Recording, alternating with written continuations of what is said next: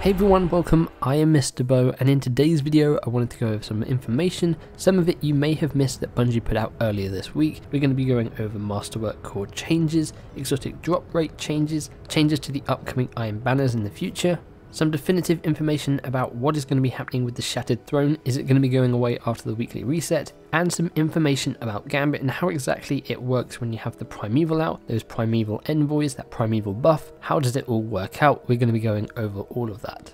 So let's start off with Masterwork Cores. So in the Bungie weekly update, Bungie kind of addressed saying yes, there is a problem with Masterwork Cores. They've been monitoring the feedback from the community about Masterwork Cores as well as exotic drop rates, and they decided to put out some of their design goals and maybe how they're going to be addressing some of these problems. So Bungie says that their goals for adding Masterwork Cores to the infusion costs was to make infusing and masterworking a meaningful choice.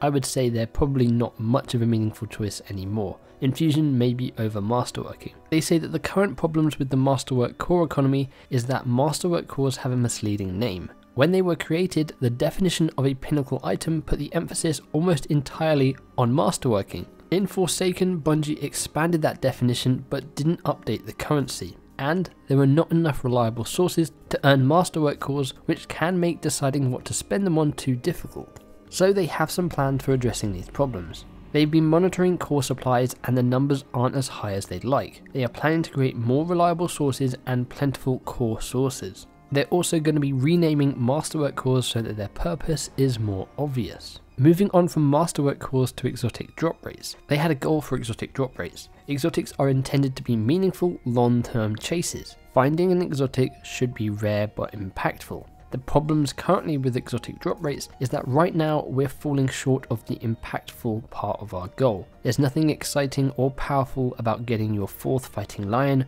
when all you really want is a 2-tailed fox. So their plans for addressing these problems is that they plan to increase the chance for exotics to drop, something that you don't already have. Now let's move on to Iron Banner. I put up a video when Iron Banner was live and I saw some of you guys saying it's not really fun to play because of the light level advantages now being enabled, meaning, well, you get kind of destroyed. Not only that, those people who are lower level aren't able to complete those bounties as quickly as maybe some other people, meaning they might not even just be able to complete them full stop. So Bungie's first change is to reduce the completion values for several of the event bounties, making them easier to complete. And not only that, all of those bounties will now drop powerful gear. So before you'd only have 2 bounties dropping powerful gear and the rest would just give you a legendary engram. Now every single bounty from Lord Saladin will be a powerful gear drop, meaning Iron Banner is probably going to be a pretty good place to go if you're still trying to level up to 600. Now the second thing people didn't like about Iron Banner was what I mentioned, and that is power matters. And they do say, yep, they might be tweaking and changing some things going forward into future Iron Banners, so it should be a little bit easier on those people who are maybe not as high level as some other people in the Crucible.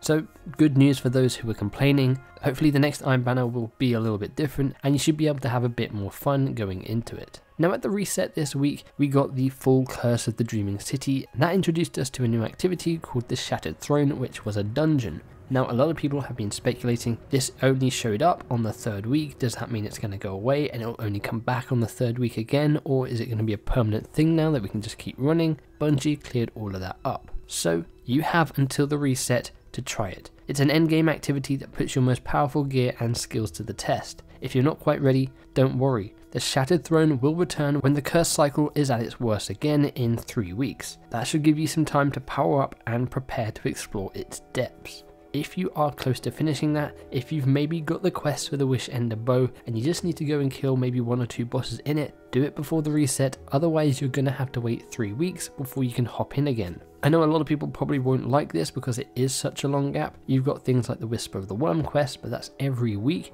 This is every 3 weeks. That means if you're not able to get that Wish Ender Bow this week, you're going to have to wait 3 weeks. If you're not able to get it during that week, you're going to have to wait another 3 weeks. But as they do say, you should hopefully be powering up, meaning it will be easier every time it comes around. So the final thing I wanted to talk about was Gambit and the Primeval Slayer buff. A lot of people aren't really too sure how you get it, what it actually does to you, does it help you out in the fight, what happens to the other team if they're maybe on a lower stack. Well, Cosmo put up a post on the forums basically going over everything you need to know.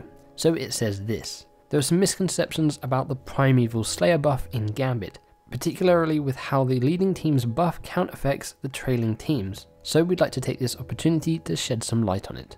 Our intent for the Primeval phase is that the team that summons first gains advantage. The number of Primeval Slayer stacks held is unique to each team, so if you've got a stack of 5, the other team might only have a stack of 2. If one team is significantly advanced in their Primeval Slayer stack, the team that is behind receives bonus stacks when spawning their own Primeval. However, the number of bonus stacks received is always going to be less than the leading team's current total. Think of it as a tote cable trailing behind the leading team. There is a limit to the catch-up mechanic's generosity. Even if the leading team is at Primeval Slayer 10, the lagging team will never start out with more than a few stacks when spawning their Primeval. Our twin goals have been hitting the right balance between elasticity and competitiveness, and fostering close dynamic games. Now that Gambit is out in the wild, we're closely monitoring the conversation around the Primeval phase. Now in that forum post, a lot of people have been replying saying get rid of that catch-up mechanic. Get rid of the mechanic where if I spawn my Primeval after you, I've already got a few stacks. So hopefully Bungie hears the response to this and maybe tweaks it down slightly lower or just gets rid of the catch-up mechanic, because while if you're a losing team you feel like you still have a chance, the winning team who's maybe, as I said, chipping away at their boss, you invade them, you spawn your Primeval, then you just rinse your boss and they lose, that's kind of unfair because the losing team has had that catch-up mechanic. But I'd love to know your thoughts on that in the comments below.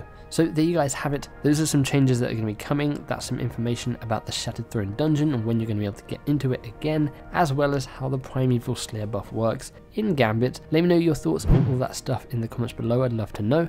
If you guys enjoyed this video, if it's helped you out in any way, feel free to give the like button a big old hug, subscribe for more gaming content and coverage, boop that bell icon to be notified when my future videos go live. Thanks for hanging out with me, and I'll catch you in the next one.